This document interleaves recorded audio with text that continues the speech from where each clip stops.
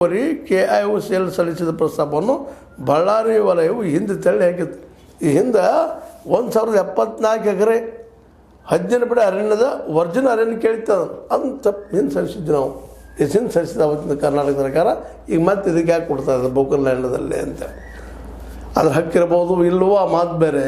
ಇವತ್ತು ನಾವು ಕೇಳ್ತಾ ಇರೋದು ಈ ಎಲ್ಲ ಖನಿಜ ಪದಾರ್ಥಗಳನ್ನ ಅಥವಾ ಕಾಡಿನ ಗಿಡಗಳನ್ನು ಕಡಿದು ಮನೆಗೆ ಕಳಿಸೋದ್ರಿಂದ ಏನಾಗ್ಬೋದು, ಏನಾಗಲಿಕ್ಕಿಲ್ಲ. ಈಗ ನೋಡ್ತಾ ಇದ್ದೀವಿ ಪರಿಸರ ಎಷ್ಟೊಂದು ಪರಿಣಾಮ ಆಗ್ಲಿಕ್ಕತ್ತದ ಅಂತೇಳಿ.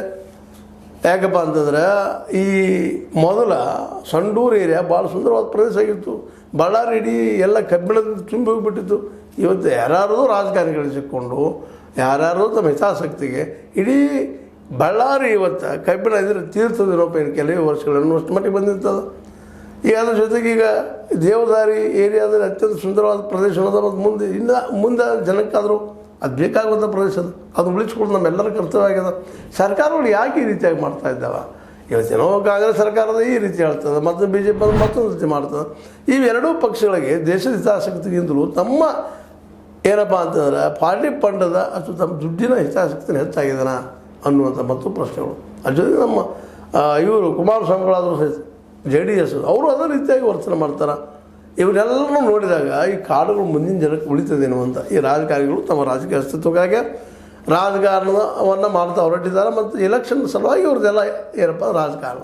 ಎಲೆಕ್ಷನ್ ಗೆದ್ದು 5 ವರ್ಷ ಇಡೀ ರಾಜ್ಯದ ಅಥವಾ ಇಡೀ ದೇಶದ ಒಂದು ಉತ್ತಮವಾದದನ್ನೆಲ್ಲ ತಿಂದು ಬಿಸಾಕಿ ಹೋಗುವಂಥ ಪ್ರವೃತ್ತಿ ನಾವು ನೋಡ್ತಾ ಇದ್ದೀವಿ.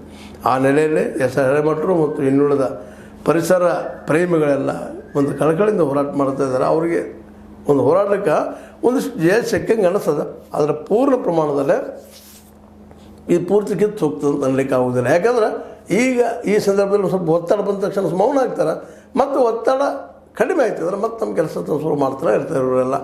ಈ ಹಿನ್ನೆಲೆಯಲ್ಲೇ ಈ ದೇವದಾರಿ ಏರಿಯಾದಲ್ಲಿ ಆಗಿರ್ಬೋದು, ಇನ್ನುಳಿದ ಈ ಒಂದು 17 ಬಿಡ ಅರಣ್ಯದ ವರ್ಜಿನ್ ಅರಣ್ಯದಲ್ಲಿ ಸಂಡೂರಿನ 17 ಬಿಡ ಅರಣ್ಯದ ವರ್ಜಿನ್ ಅರಣ್ಯದಲ್ಲಾಗಲಿ 1074 ಎಕರೆ ಪ್ರದೇಶದಲ್ಲಿ ಇಂಥ ಎಲ್ಲ ಕಡೆಗಳಲ್ಲಿ ಅದಿರು ನಾವು ಮಾರೋದೇ ಇಲ್ಲ, ಖನಿಜ ಪದಾರ್ಥ ಕೊಡೋದಿಲ್ಲ ಅಂದಾಗ ಅದ್ರ ಬಗ್ಗೆ ಮತ್ತೆ ಯಾಕಪ್ಪ ನೀವು ಸರ್ವೆ ಮಾಡಿಸ್ತೀರಿ ಅನ್ನೋದು ಒಂದು ಅನ್ವೇಷಣೆ ಯಾಕೆ ಮಾಡಿಸ್ತೀರಿ